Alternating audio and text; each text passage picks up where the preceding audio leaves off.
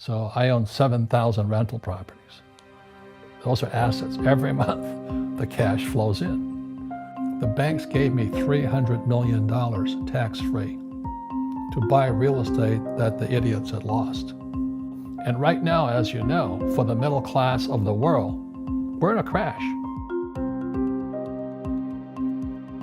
First of all, let's go back to what is financial education. It's not get a job, work hard, save money, and invest in a well-diversified portfolio of stocks, bonds, mutual funds, and ETFs. That's not it. You know, money is, the financial industry is two things: debt and taxes. And we still tell kids to go to school, get a job, work hard, save money, and get out of debt. Now, who tells them to do that? That's the most ridiculous thing there is. The book starts and it says, lie number 1, saving money will make you rich. Yeah, it never will. You know that. We're all taught that as kids. Yeah, because they can print it. Why would you save it and why would you work for it if they can print it as faster than you can work for it? And number 2 is they keep dropping the interest rates on it. You know, Japan still has zero interest rate policy. And I'm Japanese, I'm 4th generation.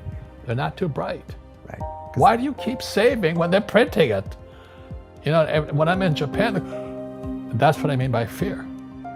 They're so afraid because the Japanese, they're very good culture, but they do as they're told. Right. It's very conformist. Very conformist, very conformist. So they just do as they're told, and then they just save money.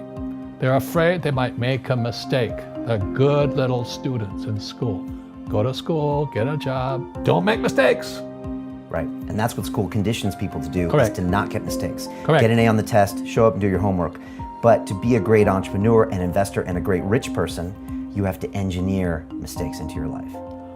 And the military education is different than academic education. We're taught to make mistakes. You know, so every day I'd fly and we had to kill the engine on our aircraft and crash. So what happens to the average person in a financial crash, they don't know what to do. And right now, as you know, for the middle class of the world, we're in a crash. You know, the purchasing power of the yen, the euro, the rupiah, all going down. And people are working harder and harder and harder, and the central banks of the world are printing more money. And most poor people confuse assets for liabilities. They think their home is an asset, it's actually a liability. Right. And again, that's why I was yelling at the accounting teacher. I said, an asset is a noun, like a house. Cash flow is a verb. So to understand if it's an asset or liability, it takes a noun plus verb. So if the cash is flowing out of your pocket, it's a liability. If the cash is flowing into your pocket, asset, verb, it's an asset. So I own 7,000 rental properties. Those are assets. Every month, the cash flows in. Whereas many people have the big house on the hill and the cash is flowing out. Right. And they're going broke. Right, it's like a frame of mind. Everybody can do the same thing I do because the tax laws are for everybody.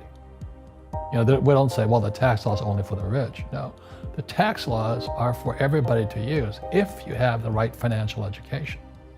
McDonald's is in the real estate business, so they sell hamburgers, but they buy real estate, so they pay no taxes. You know, this guy Bezos, well, he's $16 billion. How much tax did they pay on that $16 billion? 0. And that's all legal. Anyone can do it. Everybody can do it. But most people lack the education. And so you always say, this is the law. The law is true for every citizen. You can do it, but most people just don't do it. Sometimes, like you said, they don't have the education. But you need to have a plan if you're going to go do risky things. Well, it's not risky. I mean, to me, what's risky is having a job and paying taxes and saving money because they're printing it.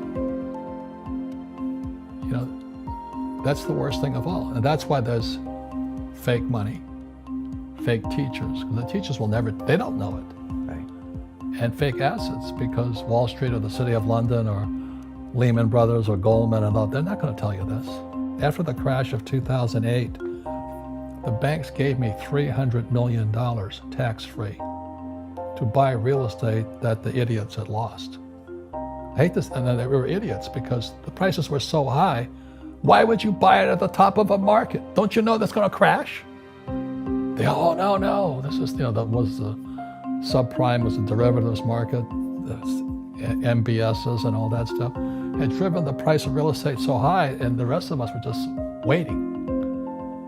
And then when the whole thing came crashing down, all this real estate was now available, and they needed, the Fed and those guys in the Treasury needed guys like us to go in there. So Wall Street gave us hundreds of millions of dollars to mop up all that real estate these guys had lost. Now, it's fair because everybody could do it. Right. So, when I asked the average guy, I said, why don't you use debt? They can't even get a loan because their scores, their FICO scores, I don't even have them here, are so bad. Right. So that's what's going on in the world today. It's fake money, fake teachers, fake asses. The school teachers will never tell you that because they don't know it. My poor dad never knew that. And they think the rich are crooks. The rich just play by different laws. The rules are the same, but you have to do what the government wants you to do.